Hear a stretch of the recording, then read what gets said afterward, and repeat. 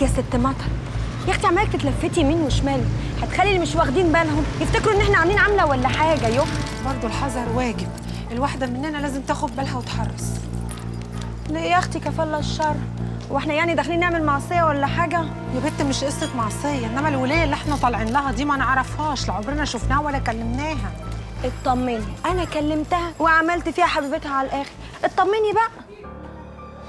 وبعدين تروح للراجل صاحب الفرن تقول له يديك الورق اللي قلت له عليه. ماشي، هجيب بجنيه عيش. بجنيه؟ وبعدين فين الرغيف اللي كنت سايبه على المكتب امبارح؟ خلوا تبذير بقى. ايه ده؟ اسمعي الكلام. دي هي مين يا متر؟ علي بس انتي قلقانه من ايه؟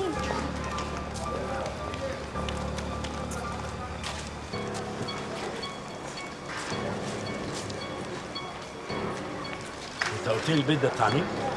مش هوصيكي يا حمدون، امشي انا احسن حد يستعوق. ما تخافيش يا حبيبتي. ايه ده؟ انت في حد جاي لك ولا ايه؟ تلاقي واحده من حبايبنا زيك كده قصداني، ما تقلقيش. العواف، اكيد انتي الست حنتومه، صح ولا انا غلط؟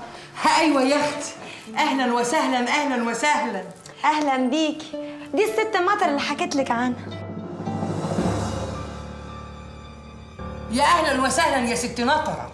طب اسيبك انا بقى، سلام. مع السلامه، ابقي طمنينا عليكي. مع الف سلامه يا اختي. هي مين الست دي يا خاله؟ حنتوش منتوش طربوش منفوش. الله حي. الحجاب ده تخيطيه تفضلي في خدته. امسكي يا ست نطره. والسائل ده تستحمي بيه مرتين في اليوم، مرة الصبح أول ما تصحي والمرة التانية بالليل قبل ما تنامي. وايه الكيس ده كمان؟ دي رملة مبروكة تفركي بيها كعب رجلك. هي كده عامله زي الحجر يا ست مطر. حاجة زي كده يا أختي. يا اختي انا كعب رجلي زي الفل، مش محتاج يعني، ما تقولي لها يا سوريا. لا ست مطر ما تتوصاش في النظافه، فله من جوه ومن بره. الحكاية يا أختي ملهاش دعوة بالنظافة. امال ايه كل ده من كيس الرمله دي؟ الكعب ده هو مربط الفرس، والرملة دي مبروكة. أول ما تفركي بيها كعب رجلك هتلاقي وشك ده قمر 14 والدم بيبج منه زي النافورة. ماشي، هعمل لك كل اللي انت عايزاه، المهم البال يرتاح واعيش بقى زي بقيه الناس. الله حي. حنتوش منتوش طربوش منفوش.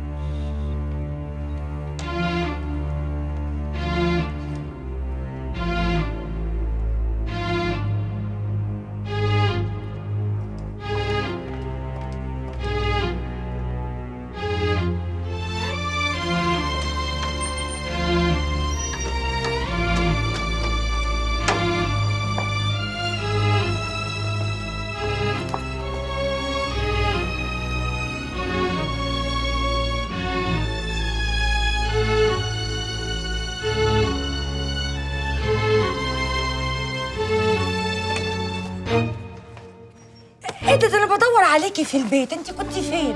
تعالي عايزاكي، تعالي. اقعدي.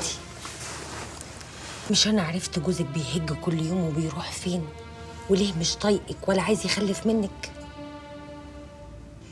بيحب رقاصه. لا هو انا بقول لك ده وكحه، بقول لك رقاصه. ما اعرفش يا اختي بينها عامله له عمل ولا ايه. اتقصت وعرفت. مش انا قلت لك هجيب لك قراره واديني جبته عشان تعرفي ان انا جدعه وبوفي بوعدي.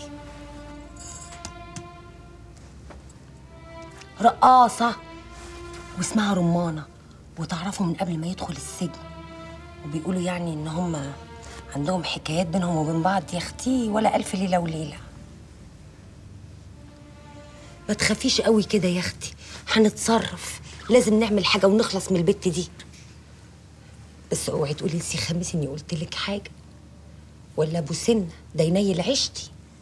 انت عارفه ان انا بحبك وخايفه عليكي، وبعدين خير تعمل شر تلقى.